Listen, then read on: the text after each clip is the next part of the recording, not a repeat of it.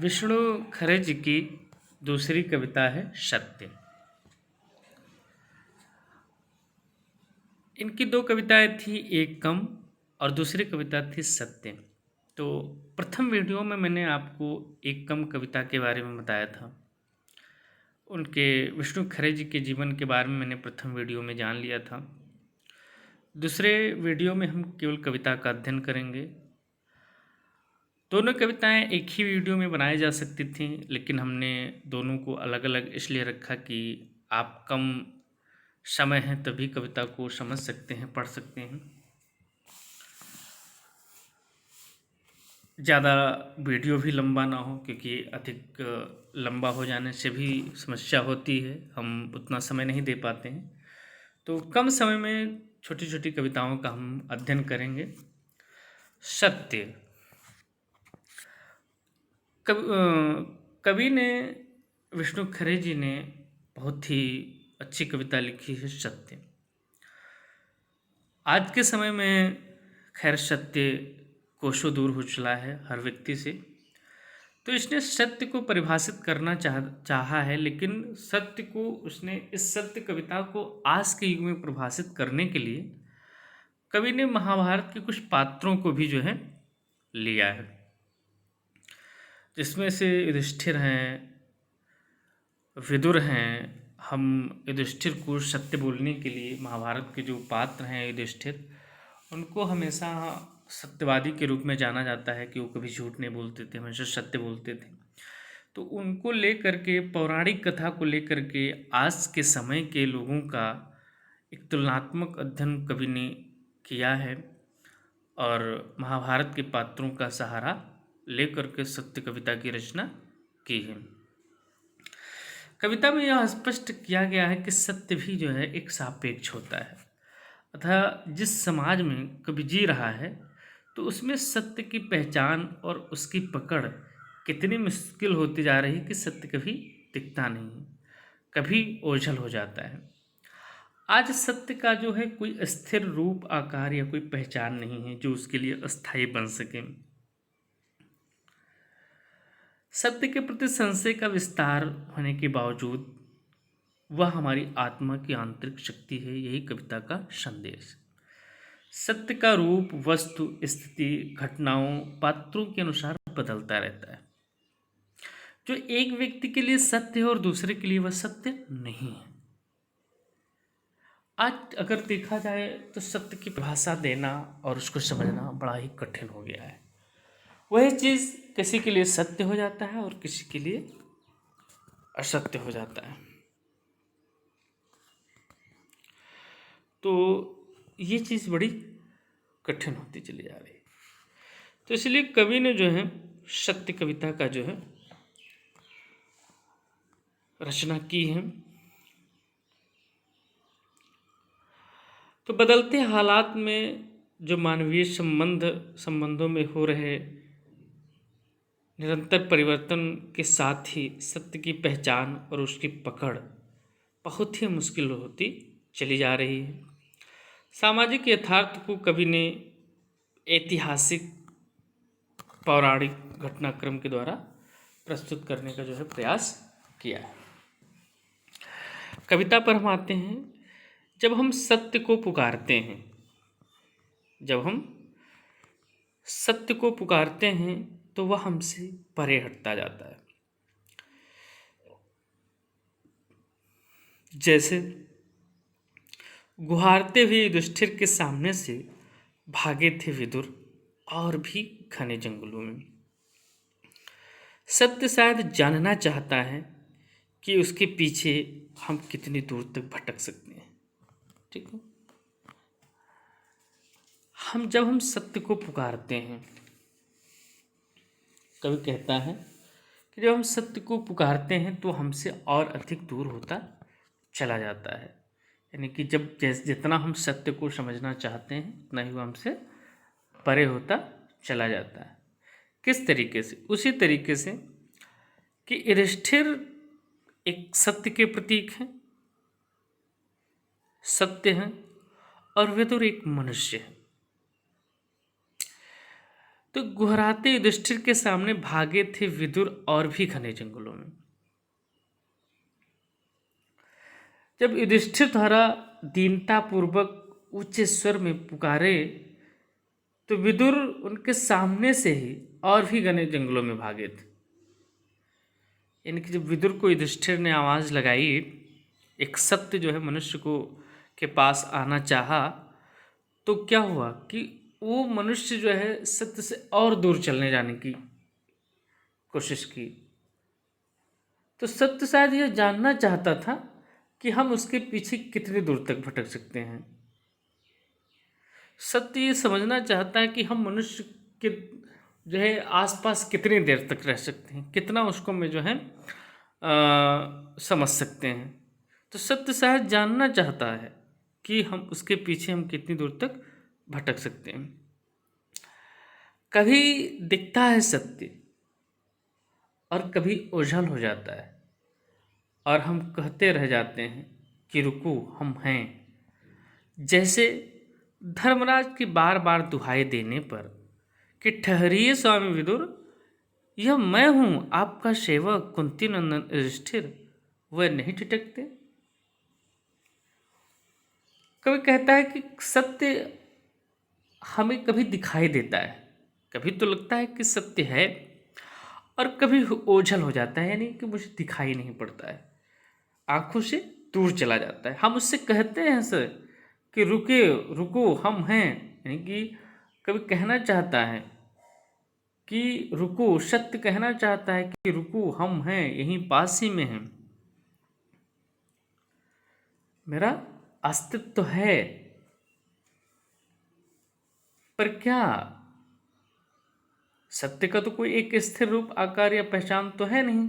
तो जब तक हम उसे अनुभूत कर पाते हैं तब तक वह लुप्त हो चुका रहता है और हम उसे रुकने के लिए पुकारते रह जाते हैं। जब तक हमको पता चल जब जब हमें सत्य के अस्तित्व का जब पता चलता है तब क्या होता है, सत्य हमको लुप्त होता दिखाई देने लगता है।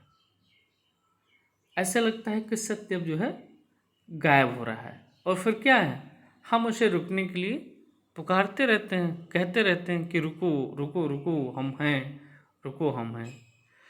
ठीक उसी तरीके से जैसे धर्मराज को बार बार दुहाई देने पर कि ठहरिए स्वामी विदुर, मैं हूं, मैं आपका सेवक कुंती नंदन युधिष्ठिर, कि धर्मराज युधिष्ठिर नीतिक विदुर की खांडव प्रसंग का यहाँ उल्लेख किया गया है कि कभी कहता है कि जिस प्रकार धर्मराज युधिष्ठिर बार बार दुहाई देते हैं, बार बार कसम दिलाते हैं कि हे स्वामी विदुर ठहर जाइए, अरे मैं तो आपका सेवक हूँ, कुंती का पुत्र युधिष्ठिर हूँ, परंतु उनकी पुकार को अनसुना कर देते हैं, वह नहीं रुकते हैं। सोचते हैं होगा कोई धोखा देने की बात कर रहा होगा या फिर धोखे से हमको बुला रहा होगा, हो सकता है कि कोई और हो, परंतु वो क्या नहीं ठिठकते हैं, मतलब उसको अनसुना कर देते हैं, वह नहीं रुकते हैं। तो इस प्रकार हमारे रोकने पर भी सत्य नहीं रुकता है, हमारी आंखों के सामने ओझल होता चला जाता है और मुझे वो दिखाई नहीं देता है।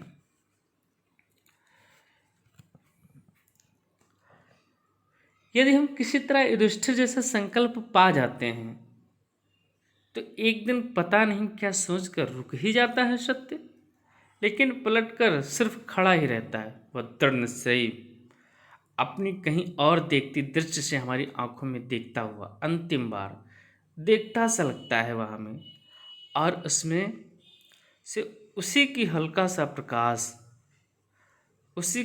सा प्रकाश जैसा आकार समा जाता है। कभी कहता है कि यदि हम युधिष्ठिर के समान दृढ़ संकल्प करते हुए सत्य की खोज में उसके पीछे लग जाते हैं तो एक दिन पता नहीं क्या सोच करके सत्य रुक जाता है, परंतु दृढ़ निश्चय वाला यह सत्य घूमकर केवल खड़ा ही रह जाता है, अर्थात हम उसे केवल देख ही पाते हैं, उसे कोई संवाद नहीं कर पाते हैं, उससे हम बातचीत नहीं कर पाते हैं।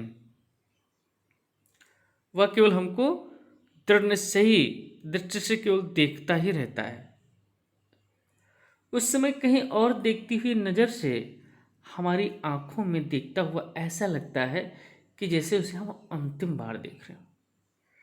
तो इस प्रकार सत्य से हमारा वह आखिरी साक्षात्कार होता है। उस समय उसी का हल्का सा प्रकाश जैसा आकार उसमें से निकल कर हमारे में प्रवेश कर जाता है। तो हम क्या करते हैं, जब वो प्रवेश कर जाता है तो हम सत्य का अनुभूत कर लेते हैं। तब सत्य हमें प्रकाश से भर देता है, फिर हमें उसे ढूंढने की आवश्यकता नहीं रहती है। वह हमारे अंदर ही हमारा मार्गदर्शन करता रहता है। तो सत्य, जब मनुष्य सत्य से साक्षात कर लेता है, जो मनुष्य एक बार सत्य का साक्षात कर लिया तो फिर वह किसी से सलाह लेने की उसको ज़रूरत नहीं रह जाती है।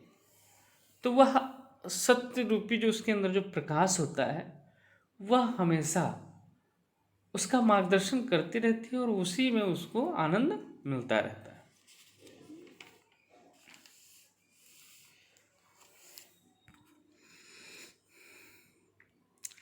फिर क्या है कि जैसे समी वृक्ष के तने से टिक कर न पहचानने में पहचानते हुए विदुर ने धर्मराज को निर्निमेष देखा था अंतिम बार, और उनमें से उनका आलोक धीरे धीरे आगे बढ़कर मिल गया था युधिष्ठिर में। सिर झुकाए निराश लौटते हैं हम कि सत्य अंत तक हमसे कुछ नहीं बोला। हाँ, हमने उसके आकार से निकलता हुआ वह प्रकाश पुंज देखा था, हम तक आता हुआ वह उसमें विलीन हुआ या हमसे होता हुआ आगे बढ़ गया।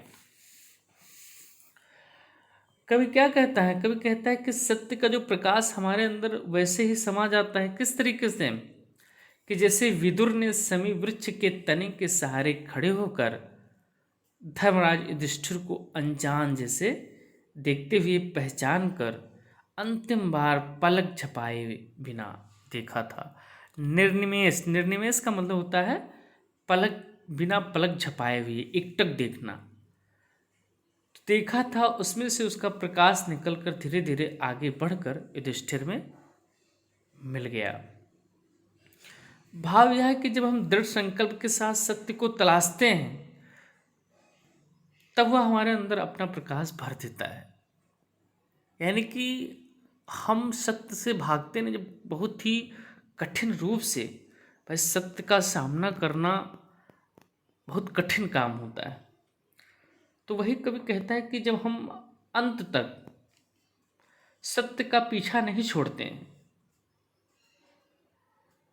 और दृढ़ संकल्प होकर जब हम उसका सामना करते हैं तो क्या होता है कि वह हमारे अंदर अपना प्रकाश भर देता है। फिर क्या होता है कि कवि कहता है सत्य का साक्षात्कार होने के बाद हम सिर झुकाए हुए निराश होकर ही लौटते हैं। यह सोचते हैं कि संत सत्य जो है अंत तक हमसे कुछ बोला नहीं। आखिर क्यों नहीं बोला? हमने उसके आकार से निकलकर अपने पास आता हुआ वह हमें प्रकाश पुंज देखा था। वह प्रकाश पुंज हमारे पास आ करके हम में विलीन हो गया था, हमसे होता हुआ कुछ आगे बढ़ गया और बात हम कह ही नहीं सकते। अर्थात सत्य की जो उपस्थिति है के प्रति हमारे मन में संशय बना रहता है। सत्य की जो सत्य है, सत्य की उपस्थिति के प्रति हमारे मन में क्या संशय बना रहता है। कवि ने उस प्रकार, कवि का जो एक कहने का जो भाव है वह यह है कि हमारे दृढ़ संकल्प के कारण हमें साक्षात्कार तो हो जाता है, परंतु यह सुनिश्चित नहीं होता है, परंतु यह सुनिश्चित नहीं होता है कि हमने उस सत्य को धारण भी कर लिया है या नहीं कर लिया है। इस प्रकार का हमारे अंदर एक संशय बना रहता है कि सत्य हमारे अंदर है कि नहीं है, सत्य हमारे में मौजूद है कि नहीं है। आगे बढ़ते हैं।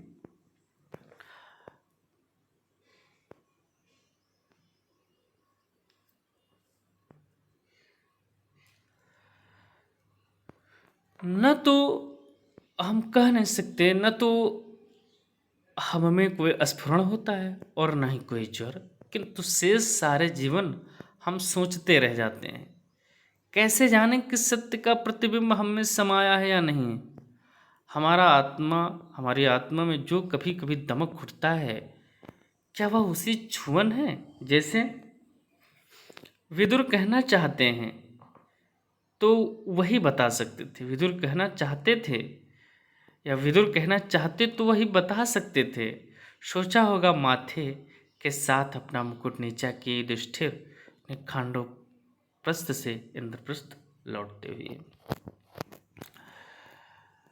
कवि कहना चाहता है कि सत्य का जो प्रकाश है हमारे पास आया तो हमारे अंदर न तो कोई कपकपी हुई, यानी क्या हुआ कि जब उसके अंदर जो है प्रवेश हुआ सत्य, तो हमें कोई स्फुरण हुआ और ना ही कोई जर। अर्थात स्फुरण का मतलब होता है कपकपी और प्रतिबिंब का मतलब होता है परछाई। तो कवि कहता है कि सत्य का प्रकाश जब हमारे पास आया तो हमारे अंदर ना तो कोई कपकपी हुई और ना कोई जर आया। जर मतलब होता है बुखार टाइप का, बुखार ही समझ सकते हो। अर्थात हमारे भीतर कोई कंपन न हुआ और ना ही किसी विशेष ऊष्मा की अनुभूति नहीं हुई, ना कोई विशेष हमारे अंदर गर्मी या बहुत ज़्यादा ठंडी कुछ इस तरीके से भी नहीं हुआ। तो इस कारण हम कोई परिवर्तन नहीं महसूस कर सकते। बाकी सारा जीवन यही सोचते रह जाते हैं कि हम इस बात में कैसे जानें कि सत्य की जो परछाई है हमारे में समा गई है अथवा नहीं आई है। तो ये भी बहुत बड़ी दुविधा वाली बात हो जाती है कि वो सच में हमारे अंदर आया है कि नहीं आया है। तो फिर क्या होता है कि हमारी आत्मा में कभी कभी दमक उठता है। क्या वह उसी का छुअन है या क्या वह उसी की छुअन है? नहीं, हमारे आत्मा में कभी कभी जो विशेष दीप्ति आ जाती है, तो क्या उसी सत्य के प्रतिबिंब का स्पर्श है? कभी कभी क्या होता है कि हमारी आत्मा में एक विशेष प्रकाश आ जाता है, तो क्या यह वही सत्य की परछाई है या उसका स्पर्श, अथवा हमारी जो आत्मा की आंतरिक शक्ति है सत्य से उसके जो है प्रकाशित हो जाने के कारण कभी कभी चमक उठती है, दमक उठती है। जैसे अर्थात ठीक उसी प्रकार से जैसे खांडवप्रस्थ से इंद्रप्रस्थ लौटते हुए युधिष्ठिर ने मुकुट पहने सिर को नीचा किए हुए यह सोचा होगा विदुर कहना चाहते थे तो वह वही बता देते। कवि का भाव यह है कि युधिष्ठिर ने अपने अहम का त्याग करते हुए यह सोचा होगा कि उनकी अंतरात्मा में जो सत्य और न्याय का प्रकाश है वह उसी अनकहे सत्य के प्रकाश की प्रतिछाया है, प्रतिबिंब है। उस सत्य के स्पर्श ने ही उसकी आत्मा को कांतिमान बना दिया है। मतलब विदुर कहना चाहते तो वह बता सकते थे कि जो हमारे अंदर जो प्रतिबिंब है, प्रतिछाया है, वह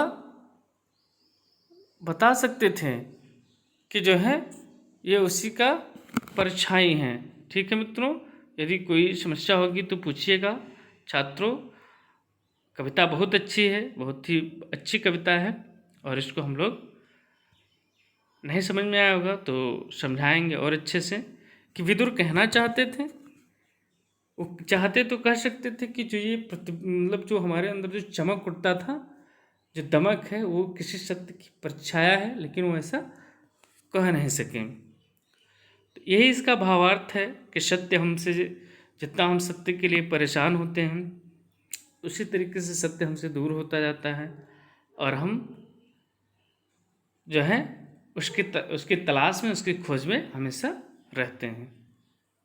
ठीक है, अब हम जो है इसके आगे इनसे जुड़े हुए प्रश्नोत्तर का भी जो है समाधान करेंगे। वैसे हम कुछ प्रश्न देंगे आप लोगों को, आप लोग हमें दिखा सकते हैं लिख करके।